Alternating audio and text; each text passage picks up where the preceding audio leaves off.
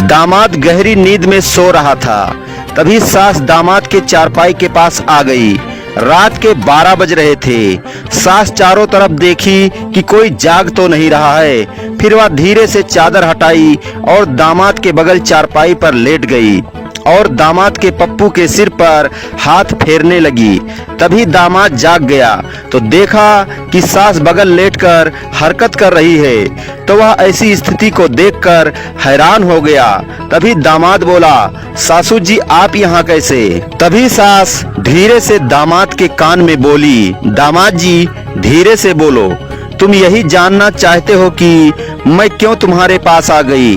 तो सुनो, मुझे तुम्हारा घोड़ा बहुत पसंद है। जब तुम अपने घोड़े को पानी पिला रहे थे तो मैंने देखा था वह बहुत ही तंदुरुस्त है। तो मैं इसलिए तुम्हारे पास आई हूँ कि मुझे अपने तंदुरुस्त घोड़े की घुड़सवारी करा दो। और ऐसा कहते हुए वह दामाद को लिपट गई। दामाद भी मान गया और सास को प्यार करने लगा और अपने घोड़े को तैयार खड़ा कर दिया। जैसे ही सास देखी कि घोड़ा मैदान में दौड़ने के लिए खड़ा हो गया है तो सास चढ़कर घोड़े पर बैठ गई और तभी दामाद अपना घोड़ा दौड़ाना शुरू कर दिया। सास उछल उछल कर घोड़े पर बैठकर सवारी करती रही और मजे लेती रही और दामाद भी सास को घुड़सवारी करा के मजे दे रहा था।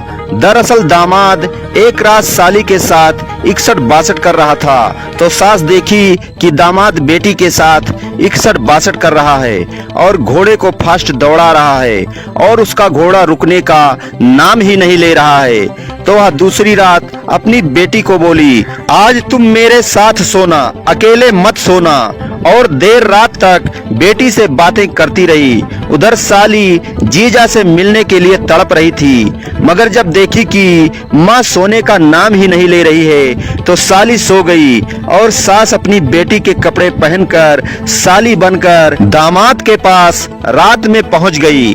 जब दामाद सास को पहचान गया तो सास अपने दिल की बात दामाद को बता दी। उधर दामाद भी सोचा कि साली से छुप छुप कर मिलना पड़ता है। जब सास से कनेक्शन हो जाएगा तो साली से मिलने के लिए छुपना नहीं पड़ेगा। और यही सोचकर दामाद सास को अपने बाहों में भर लिया और सास भी दामाद को नागिन की तरह लिपट गई। फिर दोनों एक दूसरे को प्यार करने लगे।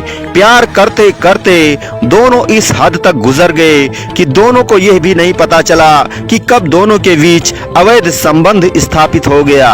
जब सास की आत्मा तृप्त हो गई तभी दामाद बोला, सासू जी तुम्हारी कुंवारी बेटी यानी अपने साली के लिए मैं कान की बाली लाया हूँ, उसे पहनाना चाहता हूँ। और बॉक्स भी निकालकर कान की बाली दिखाने लगा तो सासू समझ गई कि बेटी को बहुत चाहता है। फिर वह अपने बेटी को बुलाई और बोली, तुम्हारे जीजाजी तुम्हारे लिए कान की बाली लाए हैं, कहते हैं मैं अपने हाथ से पहनाना चाहता हूँ।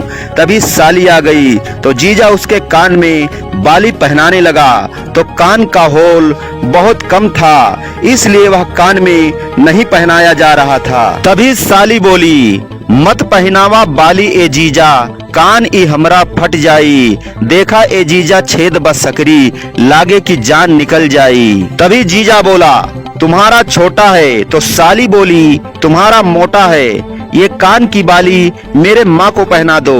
फिर जीजा ने कान की बाली सास को पहना दिया और साली और सास के साथ जीजा हर रात 61-62 गेम खेलने लगा।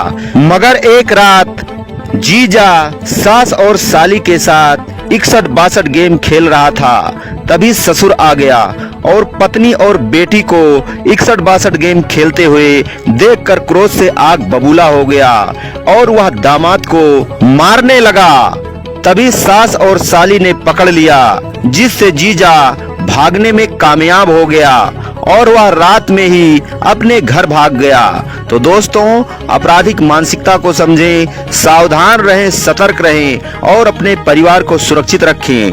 आप सभी प्यारे दर्शक बंधुओं को प्यार भरा